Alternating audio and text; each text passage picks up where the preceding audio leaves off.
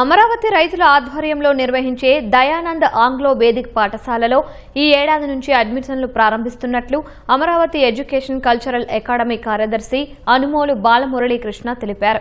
DAV పాఠశాల ఆధ్వర్యంలో నెక్కల్లులో 3 ఎకరాల భూమిలో నూతన భవనాలు నిర్మిస్తున్నామని, అప్పటి వరకు తూళ్లూరులో తాత్కాలికంగా తరగతులు ఏర్పాటు చేస్తున్నట్లు వెల్లడించారు. 1 నుంచి 5వ తరగతి వరకు నిర్వహించే డిఏవి పాఠశాలలలో ప్రవేశాలకు రైతు కూలీల పిల్లలకు మొదటి ప్రాధాన్యత ఇస్తామన్నారు. సీట్లు మిగిలితే ఇతరులకు కేటాయిస్తామన్నారు. చెన్నైలో 50 ఏళ్లుగా అత్యాధునిక విద్యా విధానాలు అవలంబిస్తున్న డిఏవి పాఠశాల అమరావతికి రావడం సంతోషంగా ఉందని స్కూల్ ప్రతినిధి నందగోపాల్ అన్నారు.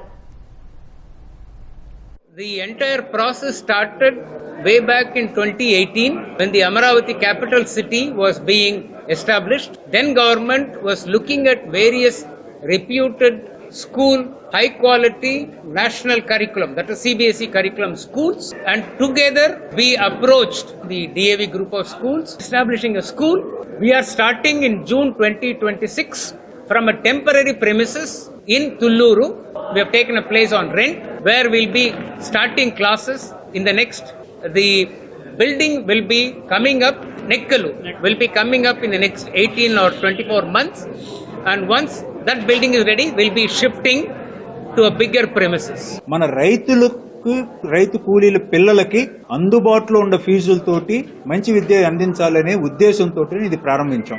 మొత్తం 20 కోట్ల ప్రాజెక్ట్. 20 కోట్లు కూడా రైతులు చందాలు వేసుకొని కట్టడానికి సిద్ధమయ్యాం. ఆల్రెడీ మనకి 10 కోట్ల వరకు కమిట్మెంట్స్ వచ్చినాయి చందాలు. ఇంకొక 10 కోట్లకి మనకు కన్స్ట్రక్షన్ నడుస్తూ ఉంటే జరుగుతూ ఉంటుంది. మొత్తం మనం కట్టి డిఏవి వారికి అప్పగిస్తాము. డిఏవి వారు నడపడం, ఆ క్వాలిటీ ఎడ్యుకేషన్ మెయింటైన్ చేయడం వాళ్ళ బాధ్యత. దానిలో మనం ఏ మాత్రం కూడా జోక్యం అనేది ఉండదు. సో ఇది ఈ స్కూల్ పెట్టాల్సిన ఉద్దేశం.